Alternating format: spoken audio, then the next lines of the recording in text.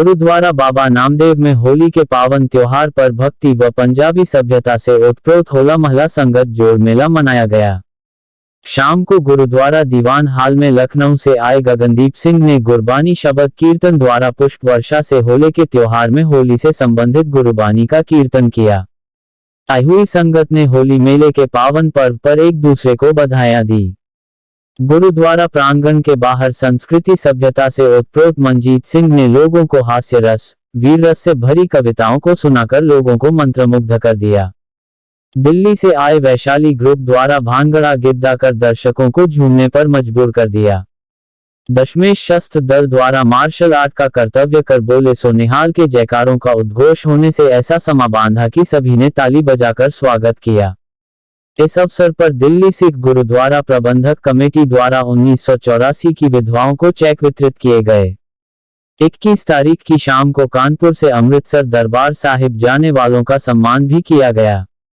इस अवसर पर नवनिर्वाचित विधायक राहुल बच्चा सोनकर, डॉक्टर हेमंत मोहन, मनप्रीत सिंह, कुलवंत सिंह, सुरजीत सिंह, नीतू सिंह, सुरजीत सिंह ओबरॉय, परमजीत सिंह चंडोक समेत अन्य लोग उपस्थित रहे। कानपुर से अभिषेक कठेरिया की रिपोर्ट।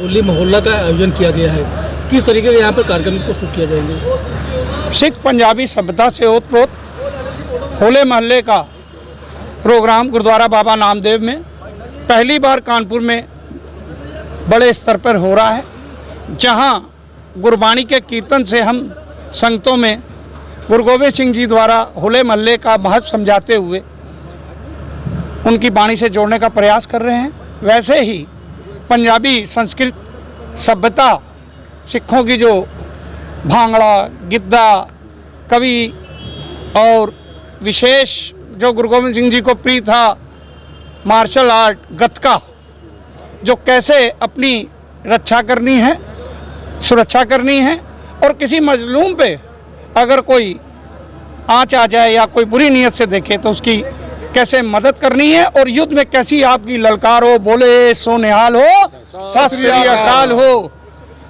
उस पंथ की मर्यादा को रखते हुए यहाँ गुरुद्वारा साहब में, जहाँ पंथक मर्यादा के अनुसार गुरुद्वारा के ऊपर के दीवान हाल में धार्मिक आयोजन किए गए, नीचे सांस्कृतिक कार्यक्रम अभी थोड़ी देर में आयोजित किए जाएंगे। बहुत बहुत आपका धन्यवाद। होली की बहुत बहुत शुभकामनाएं। इस गुरुद्वारा साहब में सातों चरणों के लिए मोदी योगी की सरकारों के लिए भारतीय जनता पार्टी के प्रचंड बहुमत के लिए जो 7 पाठ रखे थे वो निर्विघ्न समाप्त हुए और हमारी अरदास आप जानते हैं कि पूरी हुई। इस खुशी को भी आज हम भारतीय जनता पार्टी के कई विधायकों को नामचीन चीज़ों को बुलाकर और उन कार्यकर्ताओं को जिनके बदौलत आज योगी मोदी पूरे शहर में हो रहा है, उनको बुला के सम्मानित करेंगे। सुरजीत सिंह ओबराय जी, दिल्ली से पीछे हो जा करो थोड़ा भाई।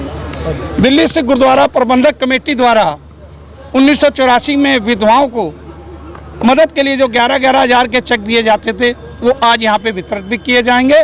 और हम लोग फिर पुनः मांग करने जा रहे हैं कि एसआईटी के दोषी उनको अगर 15 या 20 दिन के अंदर सरकार जेल नहीं भेजती है तो हमें मजबूरी भारतीय जनता पार्टी के वरिष्ठ पदाधिकारियों से मिलकर उत्तर प्रदेश के बारे में बताना पड़ेगा कि किसी तरीके से जब आपने एसआईटी शुरू करी, उसकी जांचें शुरू हुई कि उसके लिए विशेष रूप से सुरजीत सिंह ओबराय जी मेहनत करके आज किसी मुकाम में पहुंचे तो उसको मिलना चाहिए। क्योंकि आप देश का माहौल समझ रहे हो, कोई कश्मीर फाइल को रो रहा है, कोई गोधरा को रो रहा है, कोई अयोध्या को रो रहा है, हम किसको रो रहे हैं? हम तो 1984 से बराबर रो रहे हैं। 127 आदमियों के कातिल हमारे बीच में बैठे हैं। अब अगर वो नहीं न्याय होगा तो हम न्याय लेना जानते हैं, हमारी एक जिंदा खून जी मांगो पूरा होता है जी, वाहिगुरु पूरा करते हैं जी। ऐसे में जो रूस और यूक्रेन का युद्ध हो रहा है लगातार, हम मेरा महायुद्ध हो गया है, ऐसे में किस तरीके से आप लोग अरदास करेंगे? देखिए ये एक आध्यात्मिक दृष्टि से देखो तो ये उसी का खेल है। क्या करना वो चाहता है ये वो बेहतर जानता है। हम लोगों को यही कहा गया, तेरा किया मीठा लागे। हम उस भाणे को स्वीकार करते हैं। और ये तो जिसने गलत काम करने के लिए परमाणु या ये बनाए हैं हथियार, तो इसका उपयोग वो तो होगा ही, चाहे उसके ऊपर हो, चाहे दुश्मन के ऊपर हो, चाहे अपने मीत पे हो। ये हम लोगों का मसला नहीं है। हम तो अपनी समस्याओं से नहीं जूझ पा रहे हैं, तो हम दूसरे देशों को क्या देखें। हमें इस पर कोई टिप्पणी नहीं करनी है। हाँ, यूक्रेन को और पुतिन को, यूक्रेन को मान जाना चाहिए था। ये उसने गलती की। किसी का देश हित जो सिंहासन पे बैठा है उसको आम नागरिक के जनहित में कदम अगर माफ़ी मांग लेता, नाटो में ना जाता, तो क्या उसकी दुकान बंद हो गई थी या वो राष्ट्रपति पद से नीचे आ गया था। उसने अच्छे भले एक महल को, ऐसा महल जिसको देखने के लिए दुनिया तरसती थी, उसको बर्बाद कर दिया। तो इतिहास उनको कभी माफ़ नहीं करेगा। मैं सुरजीत सिंह ओबराय, चेयरमैन बाबा नामदेव गुरुद्वारा कमेटी। ओबराय जी, 84 में दंगे हुए, जी। कानपुर के तमाम लोग दंगे में मारे गए, जो सिख समुदाय के लोग थे। जी। किस तरीके से आप लोग प्रयास करें कि उनको न्याय मिले, इंसाफ मिले, जो आर्थिक सहायता मिल सके? देखिए, ऐसा है कि दिल्ली सिख गुरुद्वारा प्रबंधक कमेटी और अखिल भारतीय दंगा पीड़ित कमेटी से जो हमारा लीगल सेल है उनसे हमको मदद मिलती है। दिल्ली में हम लोगों ने सज्जन कुमार को अंदर कराया। रकाबगंज में जो सिख भाई हमारे नरसंहार में मारे गए थे, उनको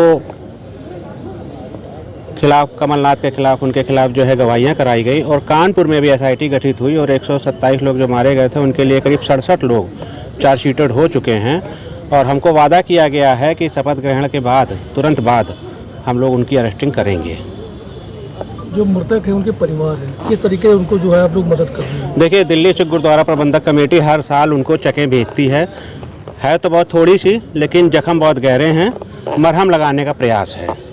ऐसी क्या वजह जो जख्म में मरहम नहीं लग पा रहा है?